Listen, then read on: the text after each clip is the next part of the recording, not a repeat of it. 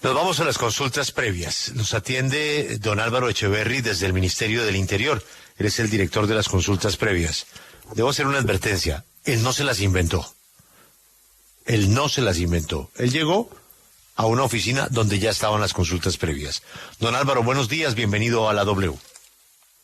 Buenos días, Julio, para ti, para la mesa de trabajo y para todos los oyentes. Ante la situación de varias empresas que, pues, no quieren avanzar por cuenta de las consultas previas, algunas hasta irse del país. Director, ¿a usted no le parece que llegó el momento de revisar y sobre todo redireccionar el sentido de las consultas previas?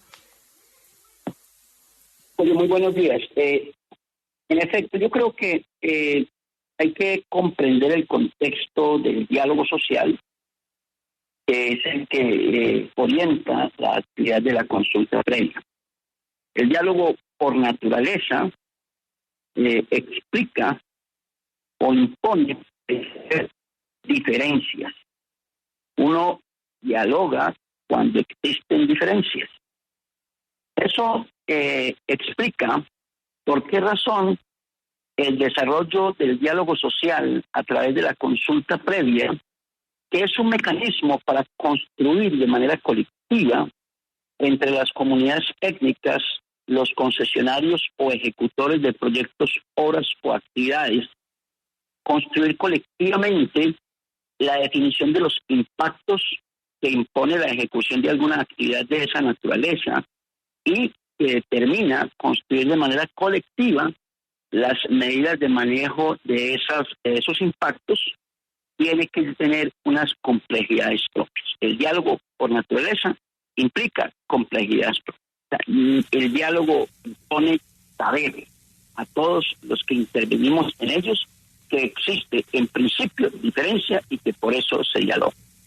El segundo elemento es importante destacar, y es que la consulta previa nace como un derecho fundamental a efecto de evitar intervenciones arbitrarias de terceros sobre territorios étnicos. Porque en el pasado, tal como lo determinó el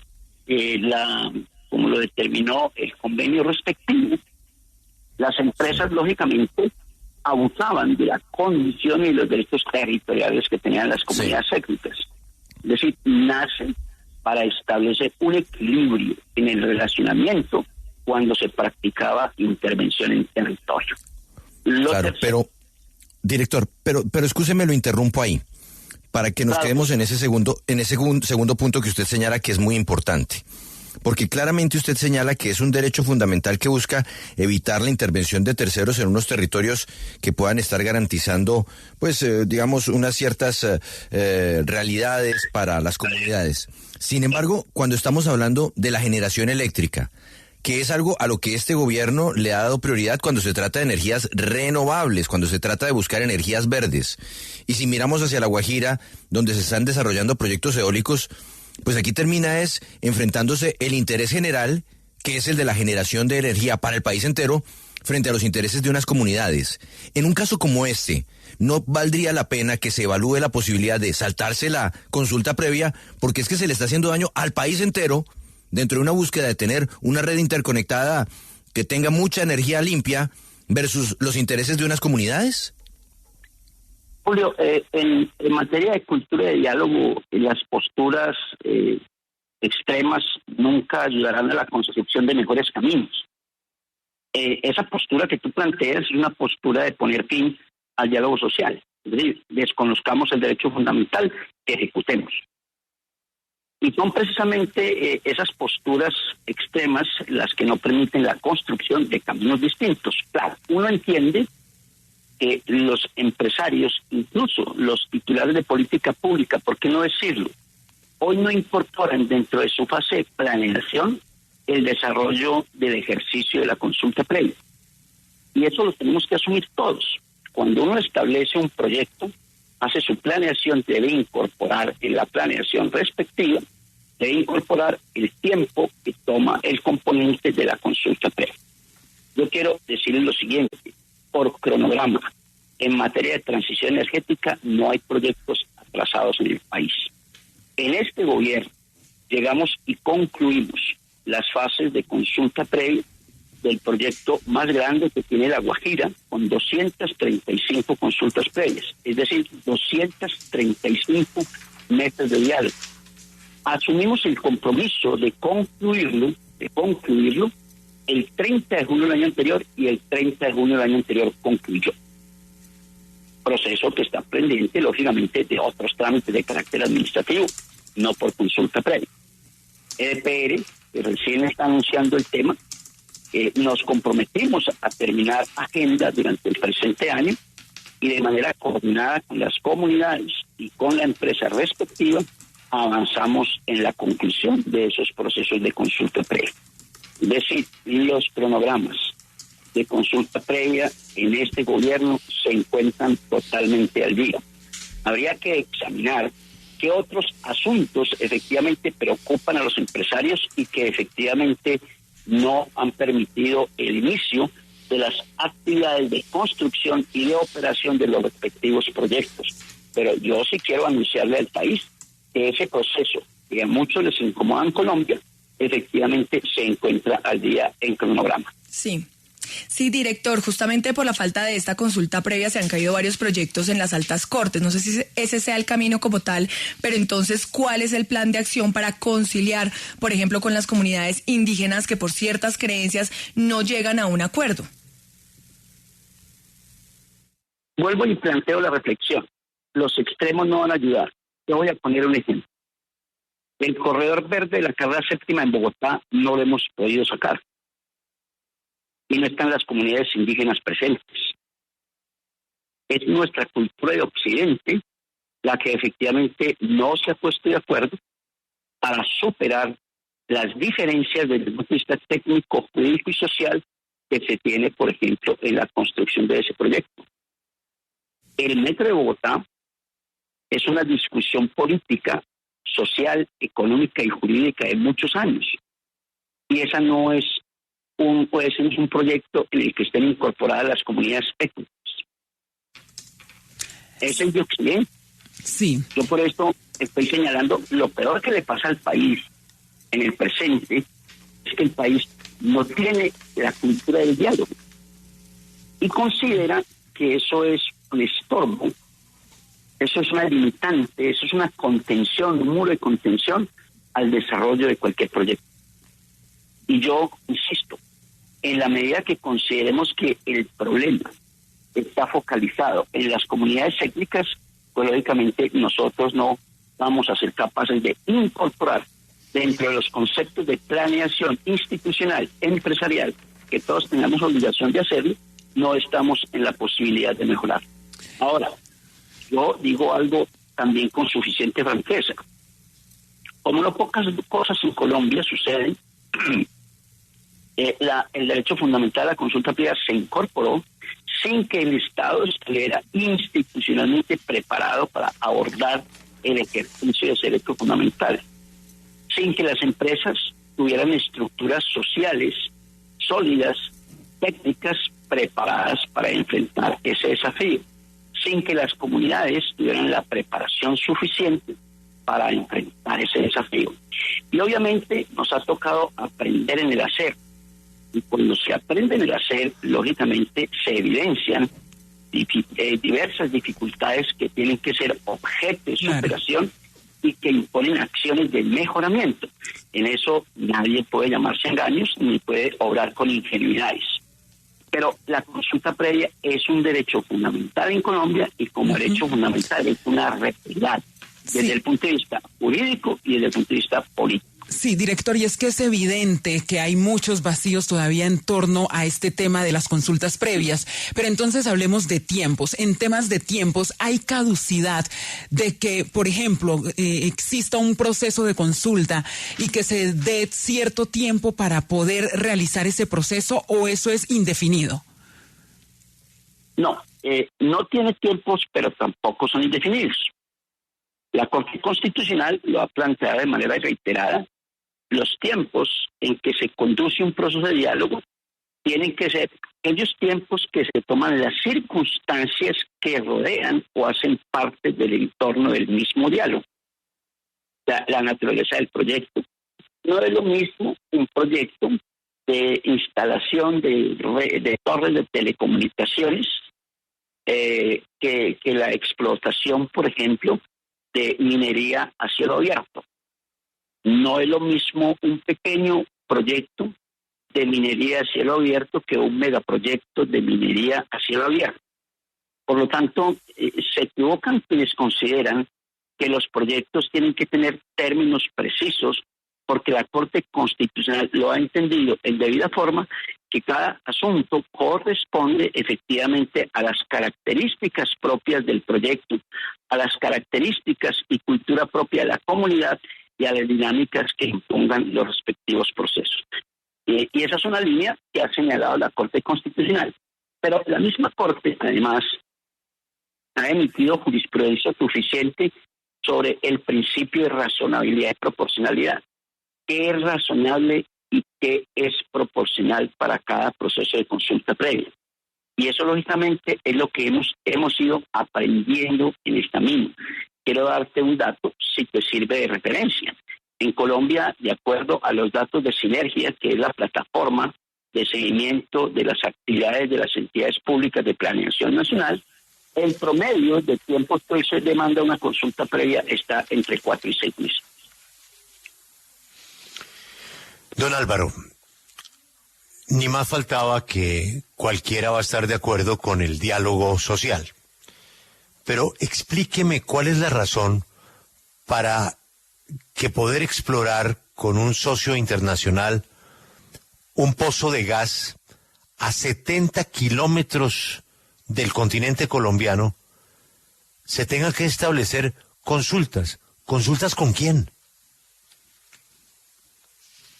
Mira, Julio, la Corte Constitucional, que nos ha enseñado mucho sobre la materia en la sentencia T-121 del año 2022, estableció que cuando haya dudas razonables sobre la sobre la existencia o no de una afectación, la duda se resuelve a partir del otorgamiento o reconocimiento de la procedencia de la consulta previa.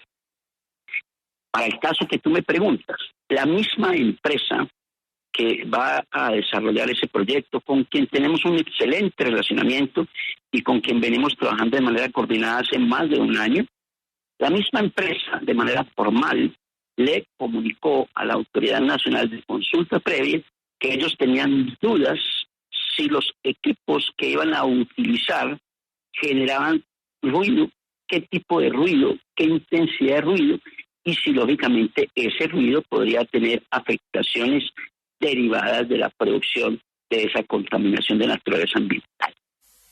Cuando se plantean esas dudas, la Corte Constitucional nos enseñó que las dudas se resuelven en favor del reconocimiento de la procedencia de consulta previa.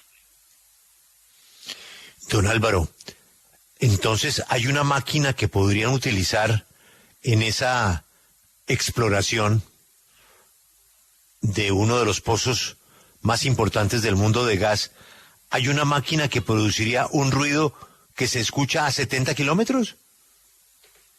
Pues, es decir, yo no te voy a dar respuestas técnicas distintas al mismo planteamiento formal que me entrega la empresa que va a desarrollar las actividades de explotación. Y la empresa, como creo siempre en la buena fe de las comunidades, creo igualmente en la buena fe de las empresas. La empresa nos dice, oiga, nosotros vamos a apelar a los equipos de más alta tecnología que generen el más mínimo ruido necesario. Ojalá no cause ninguno, pero la realidad es que aún no sabemos qué tipo de instrumentalización vamos a utilizar para ese proceso. Estamos en la búsqueda de lo mejor, seguramente tienen razón, pero aún no está definido. Y te insisto, mientras no esté definido si lo que se va a utilizar, la instrumentalización necesaria para la explotación del proyecto, eso no esté definido, haya dudas sobre la existencia o no de cualquier nivel de afectación, debe concederse el proceso de consulta previa en virtud de las sentencias 321 del 2022 de la Corte Constitucional. Don Álvaro, ¿usted tiene un inventario aproximado de la situación hoy? Es decir, ¿de cuántas consultas previas se están analizando? ¿Cuántas han sido rechazadas o cuántas están en discusión? ¿Y cuántas aprobadas? Yo te voy a dar unas cifras globales, Julio, que son importantes. Históricamente se han desarrollado 18.000 consultas previas. Es decir, hemos tenido aperturadas 18.000 mesas de diálogo. De las 18.000, hay 11.000 que se han concluido y 7.000 que se encuentran activas. Las activas, dentro de las 7.000 activas, están lógicamente las consultas previas pendientes de llegar a acuerdo y están aquellas en las que se llegó a acuerdo y estamos en fase de seguimiento al cumplimiento de los acuerdos respectivos. Por eso, vuelvo a lo que les dije al principio. Nosotros no tenemos atrasos en cronograma que efectivamente implique que los megaproyectos del país no puedan desarrollarse. Ahora bien, excepcionalmente, por sectores, hay unos proyectos que generan o han generado algún tipo de dificultades sobre los cuales estamos trabajando en mesas técnicas articuladas con la Autoridad Nacional de Licencias Ambientales, con la misma Procuraduría General de la Nación y con la misma Defensoría del Pueblo. Porque obviamente hay quienes se oponen al desarrollo de determinados proyectos.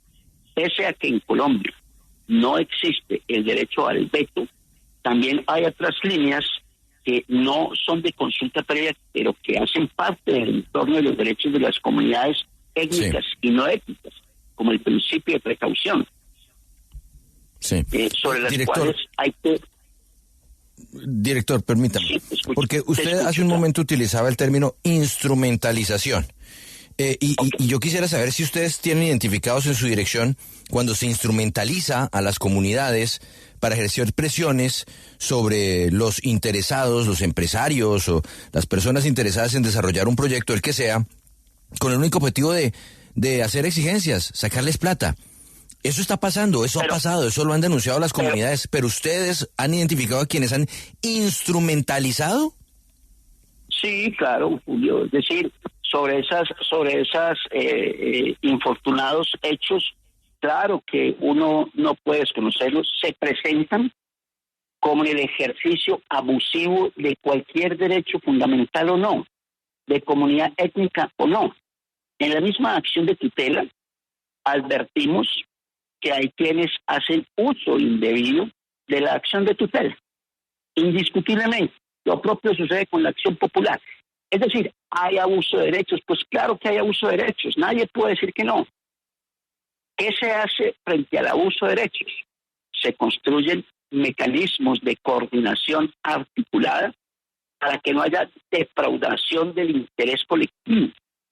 Claro, así como hay empresas que pueden llegar a suscribir contratos con el Estado para exploración, explotación o construcción de infraestructura vial o de telecomunicaciones, que tampoco tienen interés en desarrollar los proyectos y pueden tener más interés en demandar posteriormente al Estado porque presuntamente el Estado no les cumplió. También se presentan en las comunidades comportamientos desafectados, inconvenientes de esa naturaleza, que lógicamente son objeto de persecución por parte de la Autoridad Nacional de Consulta Previa, activando los mecanismos de articulación que han sido tan eficientes en Colombia en ese tipo de procesos de consulta previa. Don Álvaro Echeverry, director de consultas previas del Ministerio del Interior, gracias por actualizarnos de la situación de las consultas. Estamos recibiendo mensajes pues que no coinciden con lo que nos ha explicado la máxima autoridad de consultas previas, pero pues yo creo que nosotros lo que tenemos es que ir a la fuente de las consultas previas. Este es el director, Álvaro Echeverry. Don Álvaro, feliz mañana y aprovecho para desearle una feliz Navidad con su familia. Igualmente para ti, toda la mesa de trabajo y los colombianos. Un abrazo.